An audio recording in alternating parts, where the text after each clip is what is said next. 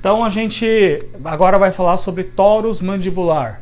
Torus mandibular é uma alteração, uma exostose também, assim como o torus palatino, que a gente já foi abordado esse tema num outro vídeo. E o torus mandibular, como o próprio nome diz, a localização é diferente do palatino, ela se encontra na mandíbula. E aonde que se localiza o torus mandibular geralmente? Na região lingual dos pré-molares. Então essa é um detalhe bastante importante. O torus mandibular, por sua vez, além do fato de ser uma exostose, ele é menos comum quando comparado ao torus palatino. Então, o torus palatino tem uma frequência muito maior do que o torus mandibular. E um detalhe bastante importante é que o torus mandibular tem uma predileção ligeira pelos homens, diferente do torus palatino, que acontece mais em mulheres. Então ele é uma exostose, um crescimento para fora do tecido ósseo, na região de pré-molares inferiores. E na grande maioria dos casos, o torus mandibular acontece de forma bilateral, dos dois lados. Ah, Darcy, pode acontecer de um lado só? Pode, né? E é fácil de diagnosticar porque na hora da palpação, a localização, são indícios muito importantes para o diagnóstico clínico de torus mandibular. Mas a grande maioria dos casos acontece de forma bilateral. Claro que pode haver alterações em relação ao tamanho dos torus dos dois lados. Um torus do lado direito, por exemplo, muito maior do que o lado esquerdo, ou vice-versa. Mas a questão de uniformidade também é bastante comum. A gente pode usar mão de alguns exames complementares, dentre eles as radiografias ocusais de mandíbula. São elementos essenciais para o diagnóstico final de torus mandibular? Não, porque a radiografia oclusal pode auxiliar, nos mostrar, nos indicar essa presença de tecido ósseo. Ah, Darcy, pode aparecer num caso de uma radiografia periapical? Também pode aparecer uma radiopacidade maior nessa região de pré-molares. Mas são elementos essenciais no diagnóstico? Não. O diagnóstico clínico muitas vezes é suficiente. A gente já consegue fechar o diagnóstico de torus mandibular apenas com um exame clínico e com uma palpação bem realizada.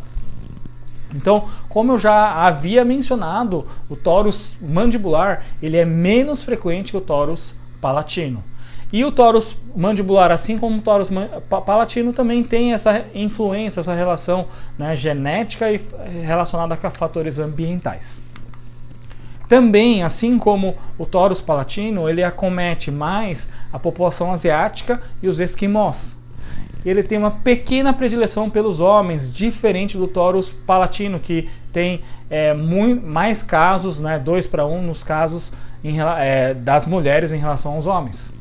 E também, assim como o torus palatino, é mais o pico de frequência, o pico de prevalência a gente observa no início da fase adulta, sendo difícil de observar em crianças. Uma relação bastante importante quando a gente pensa em fatores ambientais é a questão do bruxismo ou hábitos parafuncionais. Ah, Darcy, então todo paciente que tem bruxismo vai ter torus mandibular? Não, não é isso.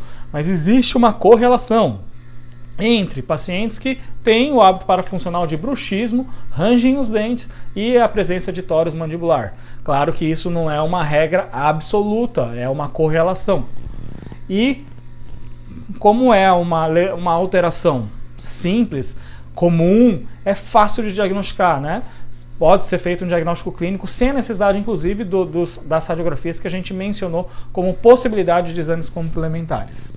Também, assim como aos casos de torus palatino, só vai ser necessário a cirurgia, a remoção do torus mandibular, se tiver difícil a adaptação, por exemplo, de próteses totais, próteses removíveis. Somente nessas situações, porque fora outras situações não há necessidade de fazer nenhum tipo de intervenção. E eu vou mostrar um caso aqui que vai ilustrar muito bem essa intervenção cirúrgica nesse torus mandibular importante.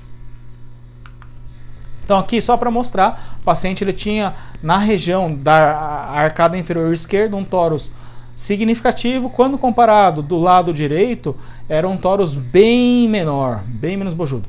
E por que aqui seria necessário fazer a regularização do rebordo? Porque aqui o rebordo estava altamente retentivo, até você consegue moldar, até você consegue confeccionar uma prótese, até talvez colocar a prótese, mas nunca mais tirar. né? Então a regularização desse rebordo que estava extremamente retentivo se fez necessária para que fosse realizado ou confeccionado a prótese. Aqui só para mostrar, né, a radiografia oclusal mostrando a exostose, mostrando esse crescimento ósseo na região lingual, onde a gente observa um pouquinho também nessa região anterior, mas mais na região de pré-molares essa alteração é importante, onde a gente observa no transoperatório esse aumento, essa exostose óssea.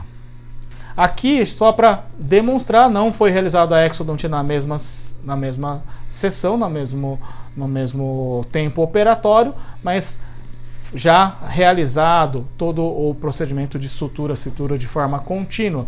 E aí a gente observa uma diferença significativa em relação à anatomia local do rebordo.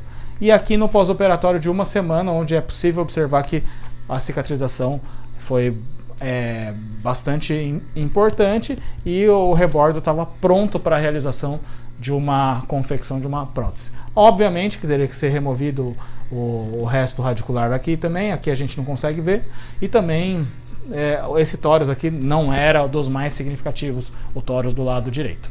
Então, assim como o tórax palatino, só vai ser necessário a confecção ou o procedimento cirúrgico, a remoção do tórax, caso essas alterações dificultassem a confecção de próteses. Nesse caso, uma ilustração de um caso de confecção, a necessidade da regularização, porque seria necessário a prótese total seria realizada, seria confeccionada a prótese total posterior.